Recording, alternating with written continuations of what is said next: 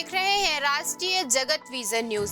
बिलासपुर के कानन पंडारी चिड़ियाघर के सफेद शेर आकाश की आज सुबह अचानक मौत हो गई। ये शेर चिड़ियाघर का आकर्षण बना हुआ था, लेकिन अब इस दुनिया में नहीं रहा। शेर की असमय मौत का कारण कार्डियक अटैक बताया जा रहा है। जानकारी के मुताबिक जू कीपर जब सुबह पिंजरे की सफाई करने पहुंचे तो उन्होंने देखा कि आकाश के शरीर में कोई हलचल नहीं हो रही थी।